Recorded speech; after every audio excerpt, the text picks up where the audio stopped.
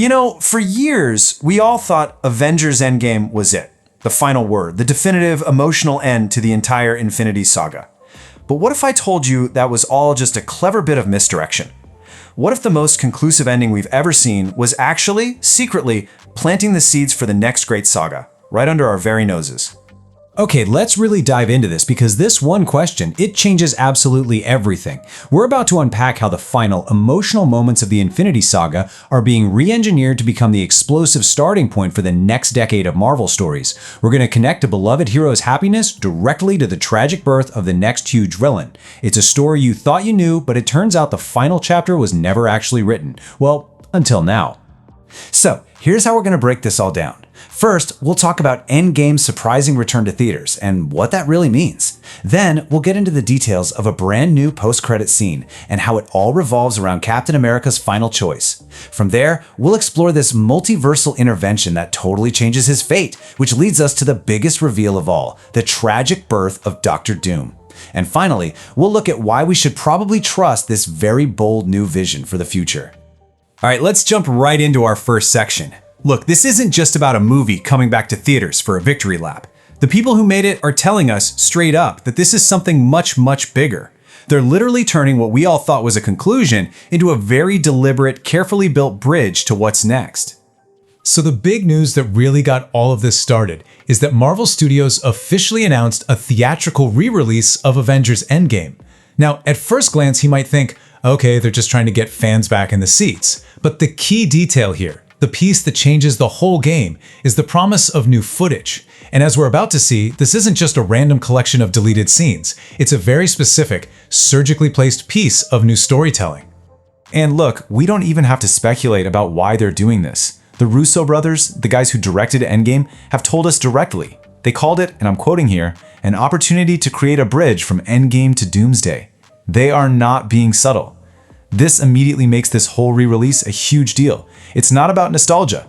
This is a calculated move designed to connect the end of the Infinity Saga to the very beginning of the next one, which we now know is all about Avengers Doomsday. So you gotta think of it this way. Insiders are confirming that the studio is treating this re-release less like a bonus feature and more like a direct sequel.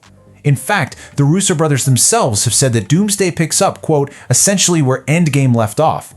We need to totally reframe how we see this movie. The story of Endgame didn't actually end when the credits rolled.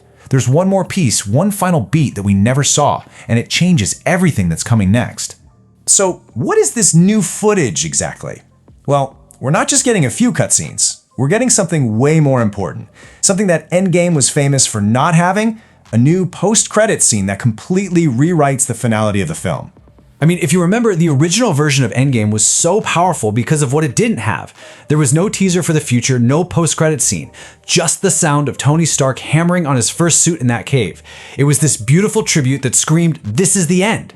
Well, this re-release completely flips that on its head. By adding a post-credit scene, they're changing that final goodbye into a brand new beginning, and they're using the film's final moments to point us directly to the future. Let's get really specific here, because multiple insiders are all saying the same thing. This new footage is one single, crucial post-credit scene. We're not getting a longer director's cut with a few extra lines sprinkled in. We're getting one targeted piece of story placed at the very, very end, designed for maximum impact and to do one thing: launch us straight into the Doomsday Saga. And this is the most important part.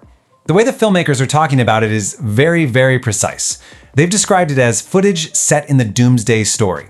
And multiple reports are confirming this is not some special teaser they shot for the re-release. No, this is an actual scene, shot for and lifted directly out of Avengers Doomsday.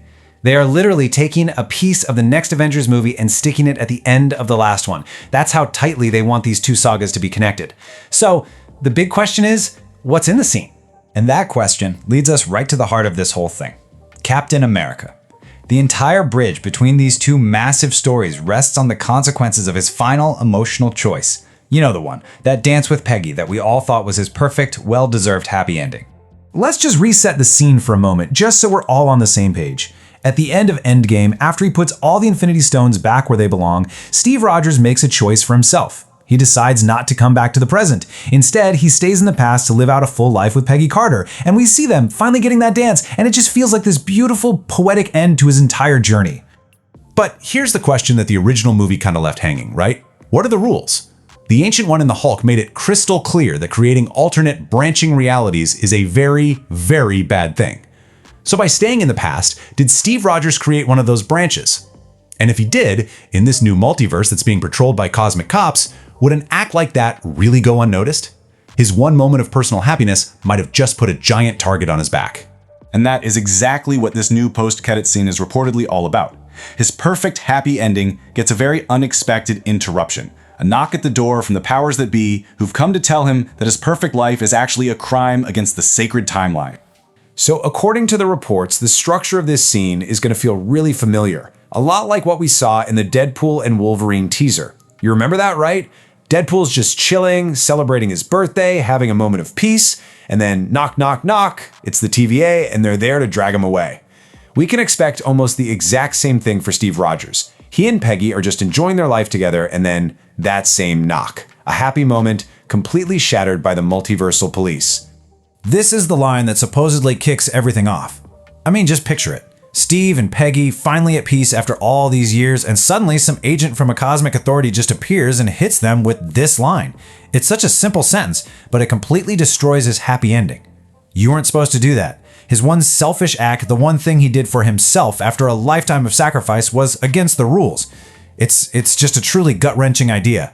Now, who says this line is where things get really fascinating. It could just be a standard TVA agent, but there's a really compelling theory out there that says it's actually Loki. But here's the twist. He isn't there to prune the timeline. Instead, now that he's seen everything, he's there to offer them a deal. He tells Steve the TVA is coming to wipe this reality out, but he can save them.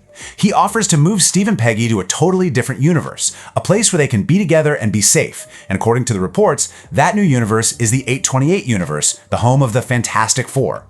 But this act of saving them is what causes the real disaster. And this is where it all clicks into place. This is the entire point of this new narrative bridge. It's to show how Captain America's happy ending directly and tragically leads to the creation of the multiverse saga's ultimate villain, Doctor Doom. A hero's happiness literally becomes the seed of a villain's pain. Okay, so to really get this, we have to understand the idea of an incursion.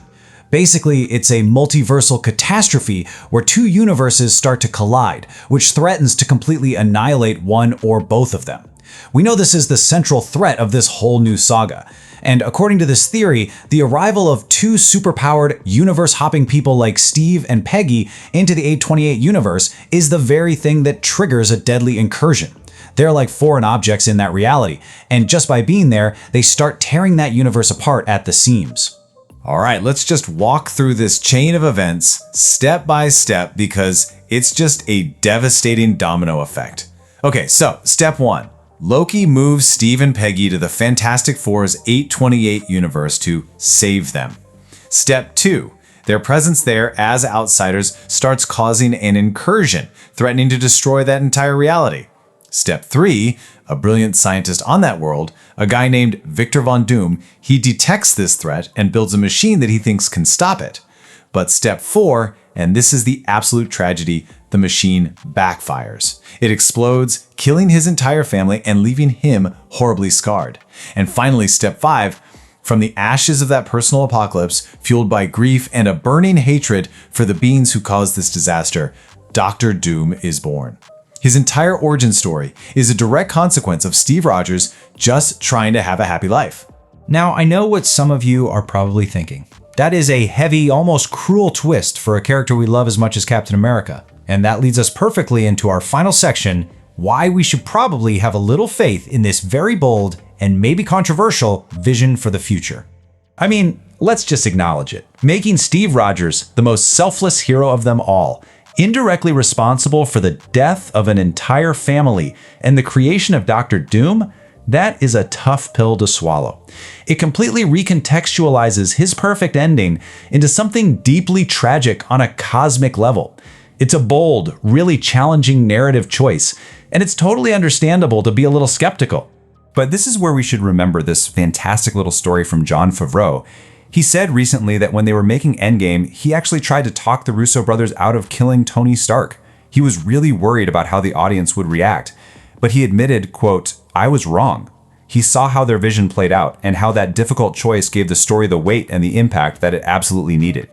And that story just perfectly illustrates the bigger point here. The same creative team that made the tough but ultimately right decision to kill Iron Man are the ones crafting this new, equally tough storyline. They have a plan, they've earned our trust by navigating these incredibly complex, emotional character arcs before. And this just seems to be the next big test of that trust.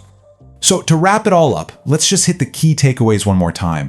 First, the Endgame re-release isn't just a fun little trip down memory lane, it's a purpose-built bridge straight to Avengers Doomsday. Second, that bridge is a new post-credit scene where Steve Rogers' happy life gets interrupted. Third, this leads to him and Peggy getting moved to another universe, an act which accidentally triggers a deadly incursion. And finally, the most critical point of all, this incursion is the direct cause of Doctor Doom's tragic origin, linking his creation forever to Captain America's final choice. And so that leaves us with one final haunting question. It's really the moral heart of this entire new saga. A question that pits the happiness of one of our greatest heroes against the fate of an entire reality. Is a hero's happiness worth the universe's pain? I'll let you think about that one.